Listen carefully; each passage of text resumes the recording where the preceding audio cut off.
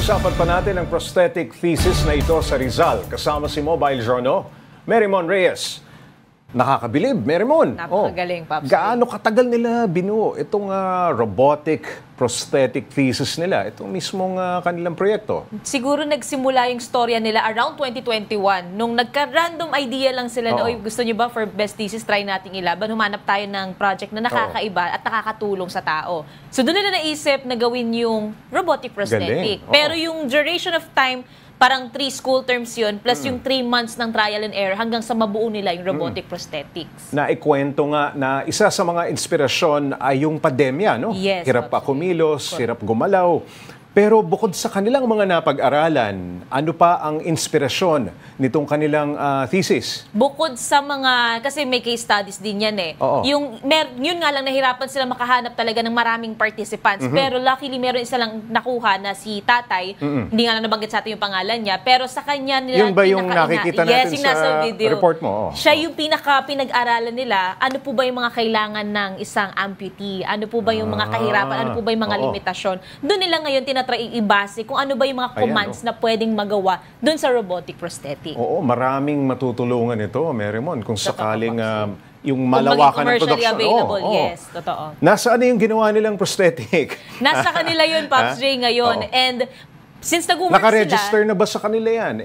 Yun nga, tinatanong ko, baka may patent na baka yung ilalaban minsan na may ganong conflict eh. Yes, baka maagaw, mapunta sa iba. Correct. Ngayon kasi mga pareho na silang professionals related dun sa program na kinuha nila sa college. Ang sabi nila, naghihintayan lang sila para balikan at matutukan na nga itong proyekto para mas ma-develop at magawa ng paraan kung paano siya manufacture na available na commercially at talaga. magsisimula yan doon sa yung tinatawag nilang copyright, no? Yes, yung patent din nila. Baka kasi yung disenyo magawa. And siguro idadagdag ko lang din, yung ibang codes kasi na ginamit din nila dyan, pinag-aralan nila kung ano yung mga nag-e-exist na talaga. Kasi yun naman, hindi naman ito yung pinaka-first talaga, pero they're trying to manufacture it na pagka natuloy na talaga. For the local market. For the local market yun ang priority. Correct. Yes, Papa. Paano raw kinokontrol ng muscles ang paggalaw? Nakikita natin, isa-isang tumitiklop. Yes. Yung daliri ng robot. Nasa contraction siya nung pinaka-muscles dito. Plus, pagka ginagawa raw kasi nila doon, pag tinetest nila, tsaka nila ngayon ipapasok sa computer yung code na, okay, pagka ito yung gumalaw na wire, ito yung pinaka-command niya,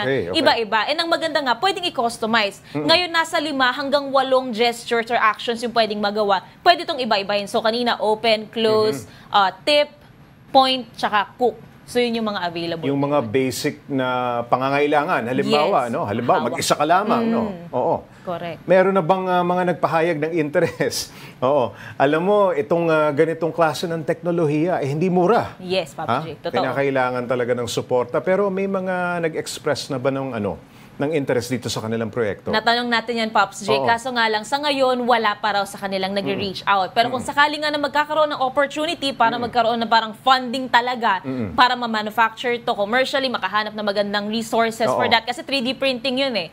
So ngayon, humahanap na sila kung magkakaroon ng opportunity man, kukunin talaga nila yun. Nabanggit ba, Marymon, kung sino ang initial na nagpondo? Kasi nakita ko mukhang hindi mura. Yes, hindi mura yung kanilang mga ginagamit na mga like yung 3D printer, alam natin marami yan. Yes, no? At accessible na yan. Yes. But of course, you need money. No? Yes. Dito, may tumulong ba? Sariling bulsa nila, Pops J. So, nung tinanong ko nasa magkano kaya yung naging gastos nyo para dito sa model ninyo, nasa 30,000. 30,000 nanggaling sa mga bulsa nila. Nag-ambag-ambag pero sila. yung labor daw kasi, kung ipapasok yung labor cost doon, syempre, medyo tataas pa yun kung ilalabas na siya sa market. Pero yung nailabas nila ngayon, nasa 30,000 talaga. Na-imagine ko lang yung reaksyon nung nagde-defend sila ng kanilang thesis, Kung sinabing best thesis yun, abay, napabilib talaga. Yes, Pops. Yung panel, Random na idea pero nanalo at nakakatulong sa maraming tao. Mahusay. Saludo tayo dyan. Maraming salamat, Mobile Journal, Marymon Reyes.